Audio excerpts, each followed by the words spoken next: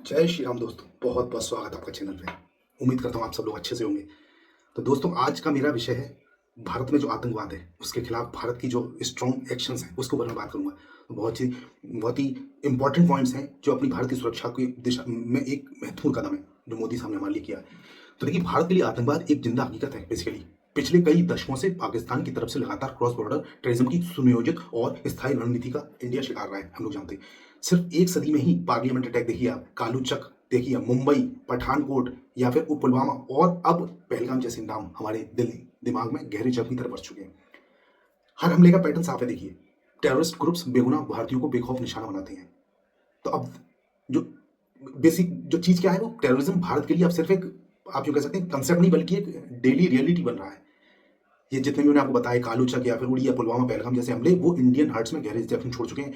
जो हम ये हमले ये क्या दिखाते हैं दोस्तों, कि क्रॉस बॉर्डर टेररिज्म ने किस हद तक इंडिया को इफेक्ट किया है। अब नेक्स्ट पॉइंट क्या है, सबसे बड़ी बात है कि इन घटनाओं में पाकिस्तानी सपोर्ट एविडेंट रहा है। जैसे लश्कर ए तैयबा, जैश ए मोहम्मद जैसे ग्रुप्स ने ओपनली जिम्मेदारी ली है इसकी। यह दिखाता है कि पाकिस्तान की तरफ से सपोर्ट सिर्फ आइडियोलॉजिकल नहीं, स्ट्रेटेजिक और लॉजिस्टिकल भी है। काफी सालों तक इंडिया ने सिर्फ डिप्लोमेटिक तरीके से अपनी बात रखी। हमने प्रूफ्स एंड डॉजियर्स दिए, लेकिन दुनिया ने हमारी बात ज्यादा सीरियसली नहीं ली। लेकिन अब इंडिया की पॉलिसी बदल चुकी है दोस्तों। पॉलिसी क्या बदल चुकी है, अब इंडिया ने नई डॉक्ट्राइन ऑफ रेस्पॉन्स अपनाया है। यानी कि सर्जिकल स्ट्राइक्स देखिए 2016 वाली, या फिर बालाकोट में एयर स्ट्राइक का एग्जाम्पल ले सकते हैं, या फिर जो कि 2019 में हुई थी, इसके बहुत ही स्ट्रॉन्ग एग्जाम्पल्स हैं। तो इसका इन दोनों एग्जाम्पल्स में क्या है, ये बेसिकली मैसेज क्लियर था कि अगर हमला होगा तो जवाब भी जरूर मिलेगा। ठीक। नेक्स्ट बात करता हूँ, जैसे पहलगाम का भी जो अटैक हुआ था, तो पहलगाम में जो अटैक था उसके बाद ऑपरेशन सिंदूर शुरू हुआ था मई में साहब। ठीक है, तो यह एक स्ट्रॉन्ग रिटेलिएशन था। 7 मई को इंडियन स्ट्राइक्स ने टेररिस्ट को डायरेक्ट टारगेट किया, सिविलियंस को नहीं किया गया वहां पे। तो ये ऑपरेशन क्या दिखाता है कि अब इंडिया कंट्रोल्ड पर स्ट्रॉन्ग रिस्पॉन्स देता है। ये बहुत बड़ा, एक पिछले एक दशक में ये बहुत बड़ा चेंज आया है इंडिया में। उसकी सिक्योरिटी कंसर्न्स उसके लेके इंडिया ने बहुत जबरदस्त और सख्त रवैया अपनाया। तो पाकिस्तान ने सिविलियंस को टारगेट किया, आपने देखा, लेकिन इंडिया ने सिर्फ आतंकियों को। हमले के बाद हमने जो 13 एयर बेसिस को एक्टिवेट किया था, यानी अब हम सिर्फ पैसे नहीं रहते।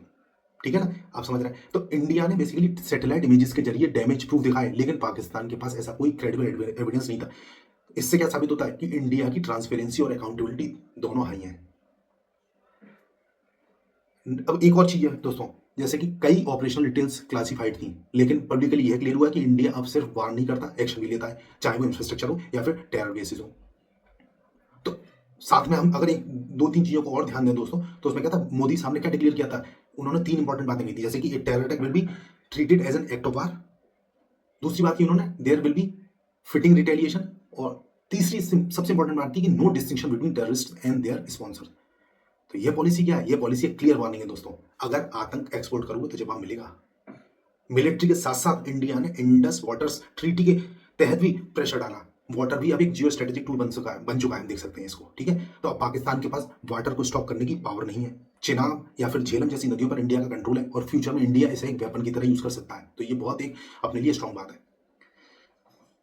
Pakistan already water crisis face कर रहा है, हम लोग देख रहे हैं। एग्रीकल्चर और सिटीज ड्राउट जैसी कंडीशंस में है, वहां पे बाढ़ आ रही है, कृषि बहुत, मतलब ये जो सूख रहे हैं। ठीक है, ये बहुत बड़ी एक उसके लिए नुकसान की वो है।